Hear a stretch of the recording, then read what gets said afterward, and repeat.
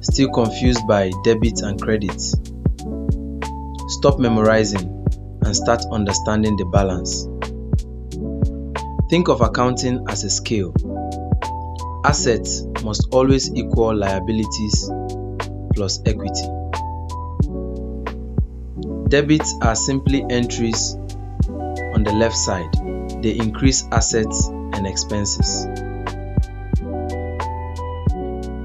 Credits are entries on the right side.